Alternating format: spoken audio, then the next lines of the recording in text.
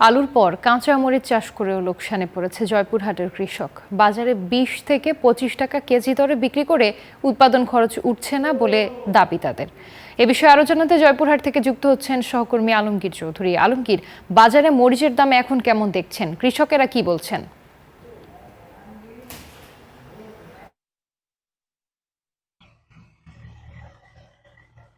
ধন্যবাদ আপনাকে। আপনারা জানেন যে জয়পুরহাট কৃষি প্রধান এলাকা হিসাবে কিন্তু জয়পুরহাট খুব পরিচিত একটা এলাকা। এখানে প্রতি বছরই কৃষকরা কিন্তু নানান জাতের ফসল চাষ করে তারা লাভবান হওয়ার আশায় ফসল চাষ করে, কিন্তু আলুতে লোকসান করার পর এবার কাঁচা মরিচ উৎপাদন করতে গিয়ে কৃষকরা কিন্তু চরম লোকসানের মুখে পড়েছে। কারণ প্রতি কেজি মরিচ বিক্রি হচ্ছে শুরুতে 25 থেকে 30 টাকা কেজি হলেও দু একদিন থেকে হঠাৎ করে আপনার 8 টাকা পার কেজিতে বেড়েছে, অর্থাৎ 38 টাকা কেজি ধরে এখন বিক্রি হচ্ছে বিভিন্ন বাজারে।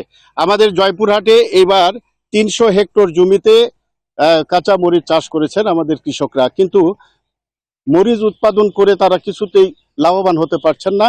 কারণ মরিচ উৎপাদনের যে খরচ, সেই খরচ তারা তুলতে পারছেন না। একদিনে একটা শ্রমিক খরচ হয় 300 থেকে 400 টাকা লাগে একটা শ্রমিক খরচ, যারা 20 থেকে 25 কেজি মরিচ তুলতে পারে। কিন্তু সেই মরিচ বাজারে বিক্রি করতে গিয়ে বাজারে বিক্রি হচ্ছে 25 থেকে 30 টাকা কেজিতে।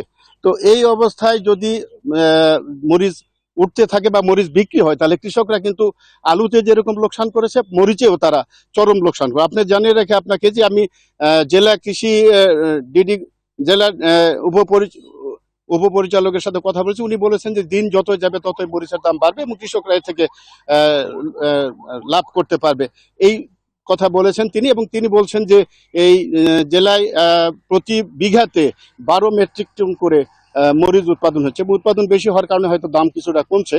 প্রতিদিন এখান থেকে 8 থেকে 10 ট্রাক মরিচ চিটাগাং সহ দেশের বিভিন্ন এলাকায় কিন্তু সরবরাহ হচ্ছে।